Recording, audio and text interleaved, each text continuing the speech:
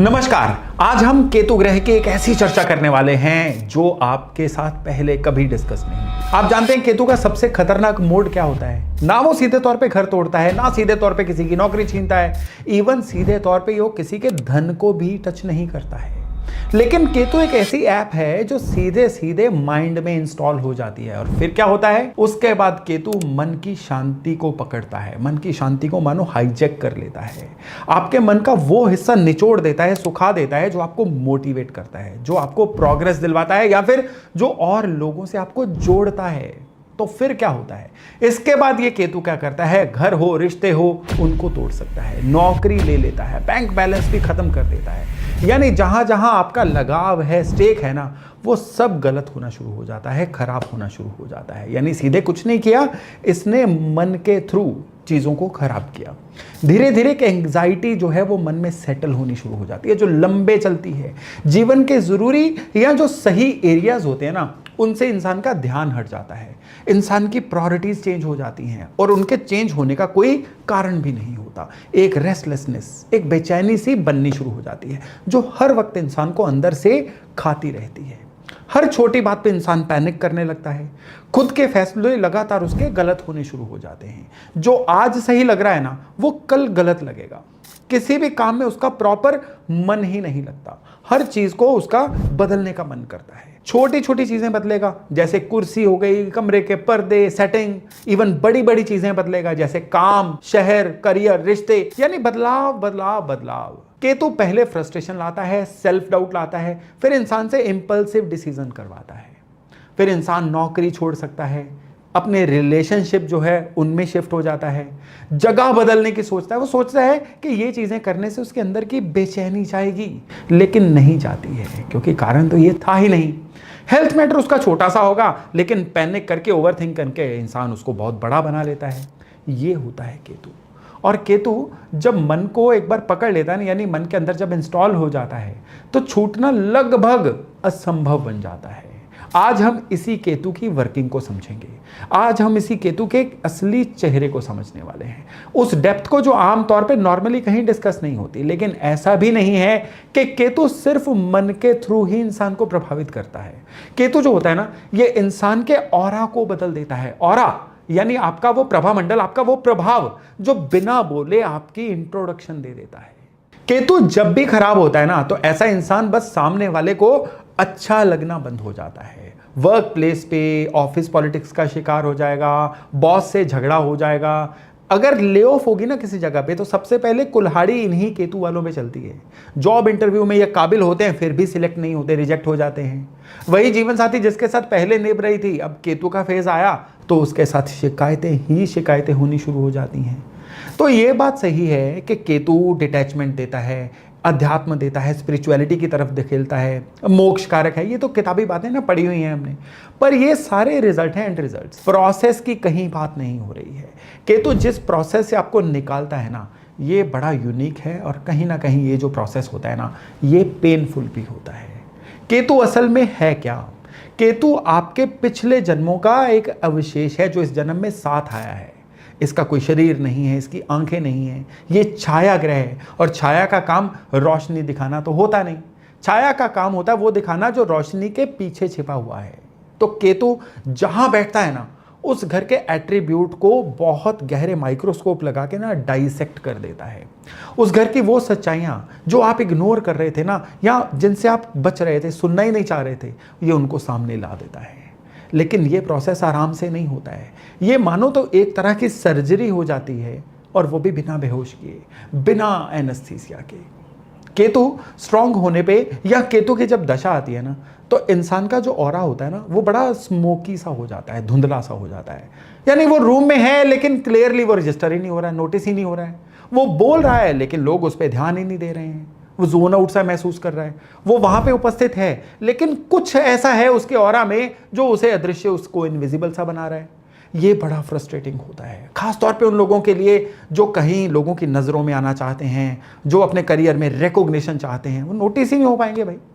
लेकिन केतु ऑरा का एक और आयाम है, और ये बड़ा इंटरेस्टिंग है। जब जिनका केतु पॉजिटिव होता है ना, या वो लोग जो केतु की एनर्जी को अच्छे से कैरी कर लेते हैं, उनके ऑरा में एक बड़ा रहस्यमयी सी क्वालिटी बन जाती है, लोग इनकी तरफ अट्रैक्ट होते हैं, लेकिन एग्जैक्टली इसलिए उनकी तरफ अट्रैक्ट नहीं होते कि ये बड़े आकर्षक हैं, ये सुंदर बहुत हैं, ये स्मार्ट हैं, ये कॉन्फिडेंट हैं, इनको बातचीत करने की तमीज़ है। नहीं नहीं नहीं, लोग इनकी तरफ इसलिए खिंचते हैं क्योंकि इनके साथ ना उनको एक गहराई, एक डेप्थ फील होती है, एक कनेक्शन सा फील होता है, एक ऐसी फीलिंग कि इस इंसान के पास ना कुछ तो ऐसा है जो मैं डिफाइन नहीं कर पा रहा हूँ या जो मैं पूरी तरह से समझ नहीं पा रहा हूँ, लेकिन कोई चीज़ है जो मुझे इसके साथ जोड़ती है। वो जो चीज़ होती है ना, वो केतु की एनर्जी होती है। आपने ऐसे लोग देखे होंगे जो बहुत कम बोलते हैं, इवन अपने जीवन में कोई बहुत ज़्यादा जिम्मेदारियां भी नहीं ले रहे हैं, लेकिन वो जब भी किसी जगह पे होते हैं ना, एक अजीब सी ग्रेविटी होती है उनकी प्रेजेंस में। उनके बारे में ओपिनियन जो होते हैं ना लोगों के, वो जिसको हम बोलते हैं ना प्री कंसीव्ड नोशंस, कि पहले लोग समझ के बैठ जाते हैं कि ये तो बंदा अच्छा ही होगा, और बिना बात के रिस्पेक्ट का गेन कर लेना, ये होता है जब किसी के चार्ट में केतु जो हैं ये अच्छे होते हैं। अब कोई इंसान इनविजिबल हो गया या कोई बार इंसान बिना बात के अपना बहुत ज़्यादा एक अट्रैक्शन गेन कर रहा है, ये दोनों रिएक्शन सही हैं, क्योंकि केतु का ऑरा कभी न्यूट्रल नहीं होता, या हाईली पॉजिटिव होगा या हाईली नेगेटिव होगा। केतु ऑरा का ना एक बड़ा प्रैक्टिकल इफेक्ट है कि ये लोग ना अक्सर अपनी रियल कैपेबिलिटी से बड़े कम जज किए जाते हैं। केतु का करियर पे जो प्रभाव होता है ना, वो भी एक बहुत डिस्कस करने लायक चीज़ है। लोग सोचते हैं कि केतु करियर को डैमेज करता है। केतु करियर को डैमेज नहीं करता, केतु करियर को ना एक पर्टिकुलर डायरेक्शन देना चाहता है, और वो डायरेक्शन जो होती है ना, वो हमेशा एक हटके होती है, वो मेन स्ट्रीम नहीं होती है। जब केतु के फेज में इंसान जो पहले कर रहा था वही करता रहना चाहे, तो फिर केतु उसकी गाड़ी को पटरी से उतार देता है। एक बात पक्की है, अगर आपके बर्थ चार्ट में केतु अच्छे हैं ना, तो ऐसा इंसान जो है ना, वो बहुत ज्यादा चीजों को माइक्रो मैनेज करने वाला होता है, रिसर्च करने वाला होता है, किसी भी चीज की गहराई में जाके काम करने वाला होता है। लेकिन ट्रेजेडी ये रह जाती है कि आप कर तो ये सकते हो, लेकिन लोग इस चीज को वैल्यू नहीं देते। जितने भी अच्छे केतु वाले लोग हैं ना, वो कभी भी सामने आके प्रमुख रूप से काम नहीं कर पाते, बैकग्राउंड में काम करते हैं। काम ये करते हैं, क्रेडिट कोई और ले जाता है। ये बड़ा कॉमन पैटर्न है। तो केतु जो होता है ना, केतु का एक निशान होता है झंडा। झंडा कहाँ लगता है? झंडा लगता है जहां पे इंसान का अपना डोमेन हो, अपनी अथॉरिटी हो। तो झंडे का एक और मतलब है प्रसिद्ध होना। तो केतु जब भी इंसान काम कर करके बिना बहुत ज्यादा लाउड हुए लगातार लंबे समय तक अपना काम करता चला जाता है ना, वो भी पूरी तरह इंटेंसिटी से, फिर केतु का झंडा एक्टिव होता है। यानी फिर ये लोग ना इस तरह से फेमस होते हैं कि जैसे कोई भी ना हो। तभी लगन के केतु वालों के लिए कहा जाता है कि ये बस काम करते रहें, प्रसिद्धि ईश्वर इनको खुद देता है। और फिर एक और बात होती है कि केतु का जब भी दशा आती है ना, तो क्या होता है कि एकदम से ना किसी चीज में सडनली चेंज जरूर आता है। तो केतु का जब भी फेज आएगा ना, आपके केतु, ये मीनिंगलेस है कि आपके केतु लगन में है, सेकंड हाउस में, 10th हाउस में, कहीं पे भी है, बस आपको वहां पे कई बार क्या होगा कि केतु के फेज में ना एक नया डोमेन, एक नई अपॉर्चुनिटी जरूर आएगी। अगर आप मेंटली उसके लिए तैयार है ना, तो फिर ये केतु आपके लिए जय जयकार भी करवा देगा। लेकिन आप जितना चेंज को उस समय में रेजिस्ट करेंगे ना, ये केतु उतना ही आपको पेन में धकेलता चला जाएगा। अब यहाँ पे ना केतु की दशा में एक चीज याद रखिएगा, आपका करियर ज्यादा विजिबल नहीं होने वाला है। जो इंसान पहले हर जगह पे सेंटर ऑफ अट्रैक्शन था ना अपने वर्किंग डोमेन में, एकदम से वो अपने आप को अदृश्य सा महसूस करेगा। जो ऑरा की बात मैंने की थी ना, उस बात को बस याद रखिएगा कि केतु की दशा में आपकी ये चीज जो है हाईली एक्टिवेट होगी। तो ये केतु जब भी आपके रिश्तों में ऑपरेट होगा ना, एक चीज याद रखिएगा कि एक छत के नीचे रहते हुए भी मेंटली आप एक दूसरे से दूर हो जाओगे। बिना ही बात के आपको अपने पार्टनर के जो अच्छे भी काम है ना, वो दिखने बंद हो जाएंगे। वो आपके लिए क्या क्या अच्छा सोचते हैं वो आप सुनना बंद हो जाओगे। लेकिन उन्होंने क्या आपके अनुसार नहीं किया, उसको आप मैग्नीफाई कर दोगे। तो केतु क्या करता है, मेंटल दूरियां बना के फिर फिजिकल दूरियां बनाता है, और फिर रिश्तों में कोई ना कोई ड्रेन लेके आता है। तो आप अगर केतु की दशा चल रही है और रिश्तों की किसी भी दिक्कत से निकल रहे हैं ना, तो एक चीज याद रखिएगा कि आपको हमेशा अपने पार्टनर की अच्छी चीजों को ढूंढ ढूंढ के कंफर्म करना है और उनको कंसिडर करना है। केवल एकमात्र यही एटीट्यूड ऑफ ग्रेटिट्यूड है जो इस केतु को नेगेटिव प्ले करने से आपके लिए बचाएगा। अब बात करते हैं केतु की ट्रांजिट की। केतु की ट्रांजिट को देखना है ना, तो आप चंद्रमा से देखिएगा। क्यों? क्योंकि केतु माइंड में इंस्टॉल होते हैं ना, और चंद्रमा क्या है? चंद्रमा माइंड का कारक है। यानी आपके बर्थ चार्ट में जहां पे चंद्रमा है उसको पहला घर मानिए, और वहां से देखिए कि आकाश में चलते चलते केतु कहां से निकल रहा है। सपोज करिए केतु आपके चंद्रमा के ऊपर से निकल रहा है ना, तो आपकी पर्सनैलिटी म्यूट होने लगती है। जो लोग आपको जानते हैं ना, वो ये कहने लगते हैं कि अब यार तू पहले जैसा नहीं रहा, तो बोलना कम शुरू हो गया, तो मिलना कम शुरू हो गया है। इवन कई लोग आपको कह सकते हैं वेट लूज किया है, फिजिकली क्यों वीक हो गए हो। लेकिन यहाँ पे जो आपकी पर्सनैलिटी में बदलाव आता है ना, वो ये आता है कि अब आप किसी भी चीज़ को और गहराई से जानना शुरू हो गए हो, लोगों की आपको सच्चाइयाँ भी सामने दिखनी शुरू हो जाती हैं। लेकिन केतु जब चंद्रमा से दूसरे घर में आता है ना, तो पैसों का फ्लो इरेगुलर हो जाता है। फैमिली में क्या होता है कि आपस में संवाद की कमी होनी शुरू हो जाती है। और सबसे बड़ी बात कि इंसान ना थोड़ा सा इंसान के अंदर खुद को लेके, परिवार के अंदर अपनी स्थिति को लेके एक इन्फीरियरिटी कॉम्प्लेक्स उन 18 महीनों में आना शुरू हो जाता है। और फिर चंद्रमा से जब केतु तीसरे भाव में ट्रेवल करता है चलते चलते, तो भाइयों बहनों से किसी ना किसी बात पे दूरी बन जाती है। और सबसे बड़ी बात क्या है कि वो लोग जो किसी तरह के राइटिंग या इंटेलेक्चुअल काम में है ना, उनके लिए ये ट्रांजिट जो है ना, ये बड़ी ज़बरदस्त रहती है और उनको कामयाबी के रास्ते पर भी लेके जाती है। अब चंद्रमा से जब चौथे भाव में केतु आता है, तो या ये जो 18 महीने होंगे ना, यहाँ पे क्या होता है कि इंसान ना एक बहुत ही बेचैन सा महसूस करेगा। फिजिकली वही है, लेकिन उसको अपना घर घर जैसा फील नहीं होगा। इवन मदर के साथ किसी ना किसी बात पे कोई ना कोई आर्गुमेंटिव गैप आ सकता है, उसकी नींद बड़ी डिस्टर्ब हो सकती है।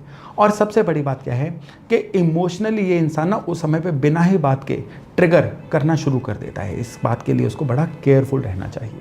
फिर चंद्रमा से जब 5वें भाव में केतु आता है चलते चलते, तो क्या होता है कि लव एंड रोमांस में एक बहुत ही रूखापन सा आ जाता है। इवन जो उसके इन्वेस्टमेंट्स हैं ना, या अगर वो शेयर बाजार में डील कर रहा है तो उसमें कहीं ना कहीं मिसकैलकुलेशंस हो सकती हैं। लेकिन वो लोग जो फिल्म इंडस्ट्री में हैं, थिएटर में हैं, क्रिएटिव फील्ड में हैं, उनके लिए ये जीनियस बनने के 18 महीने हो सकते हैं। अब केतु जब चंद्रमा से 6ठे भाव में आता है, तो ये जो ट्रांजिट रहती है ना, ये बड़ी प्रोटेक्ट करने वाली ट्रांजिट होती है। क्यों प्रोटेक्ट करने वाली होती है कि कई पुराने चल रहे विवादों से दूरी बन जाती है। इवन कई इंसान के डेट्स हैं जो सेटल होने शुरू हो जाते हैं। लेकिन यहाँ पे एक साइड इफेक्ट होता है कि बिना ही बात के इतना हर काम में मेहनत लगती है, जो नॉर्मली काम 10 नंबर मेहनत से हो सकता है, उसके लिए उसको 70% मेहनत करनी पड़ती है। तो केतु जब चंद्रमा के सामने यानी चंद्रमा से 7वें घर में आता है ना, तो क्या होता है कि लाइफ पार्टनर से किसी ना किसी बात पे लगातार कोई ना कोई कहासुनी रहती है, या कोई ना कोई मेंटल डिस्टेंस, इमोशनल डिस्टेंस बन जाता है। यानी ये जो मेन है ना, चाहे वो बिजनेस की पार्टनरशिप हो, चाहे आपकी पर्सनल लाइफ की पार्टनरशिप हो, परेशानी उसमें रहती है। इवन उसी समय पे कोई ना कोई यूरिनरी ट्रैक इन्फेक्शन या यूरिनरी सिस्टम भी गड़बड़ाया रह सकता है। फिर चलते चलते यही केतु जब 8वें भाव में आता है, कहाँ से, चंद्रमा से 8वें भाव में, ये बड़ी इंटेंस सा फेज होता है 1.5 साल का। इसमें अनएक्सपेक्टेड इवेंट्स पॉसिबल होती हैं। फैमिली में कोई हेल्थ क्राइसिस आ सकता है, फाइनेंशियली कोई ना कोई चीज़ अचानक से घटित हो सकती है, और ड्रीम्स के थ्रू कोई ना कोई मैसेज इंसान को मिलना शुरू हो जाता है। और कई लोगों के लिए ना बहुत ज़्यादा स्पिरिचुअली टर्निंग पॉइंट बन जाता है अध्यात्म के वाइज। अब जब चंद्रमा से केतु 9वें भाव में आता है, तो सबसे बड़ी बात क्या है कि जो इंसान ना अपनी पहले धर्म, आस्था, पूजा पाठ के रिचुअल्स फॉलो कर रहा था ना, अब उसको वो बेकार लगने शुरू हो जाते हैं। इवन उसको यहाँ पे क्या होता है कि किसी ना किसी तरह से यात्रा में भी कोई ना कोई कष्ट आना शुरू हो जाता है। लेकिन इंसान की लाइफ में ना ये जो केतु का गोचर है ना, 1.5 साल में कोई ना कोई एक नया आयाम लेके आता है अपने करियर को लेके। हमेशा इंसान कुछ ना कुछ नया सोचना शुरू कर देता है। और फिर यही केतु जब चंद्रमा से 10वें भाव में आता है ना, तो करियर में एक मेजर शिफ्ट आती है। हालांकि उसकी प्रोफेशनली विजिबिलिटी कम हो जाती है, रिकॉग्निशन कम हो जाती है, लेकिन सबसे बड़ी बात क्या है कि करियर में कुछ ना कुछ चेंज आता है। और फेलियर की वजह से या नौकरी से निकाले जाने की वजह से नहीं आता।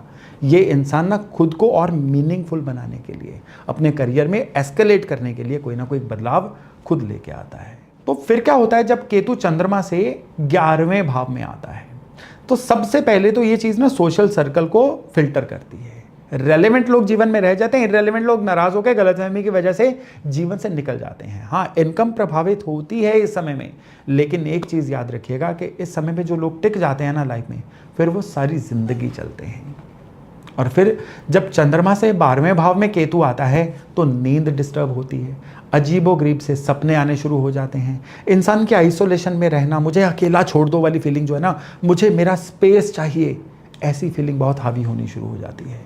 और कई लोग जिनके जुपिटर भी अच्छे हो ना, तो ये ट्रांजिट जो है ना एक बहुत गहरा स्पिरिचुअल कनेक्शन भी देनी शुरू कर देती है। तो दोस्तों, ये थी केतु के बारे में एक छोटी सी जानकारी। आज के बाद आप अपने चार्ट में या किसी और के भी चार्ट में जब केतु को देखें ना, तो पहले ये सवाल पूछना है कि ये इंसान किस एरिया में खुद को जोन आउट महसूस कर रहा है, इनविजिबल महसूस कर रहा है।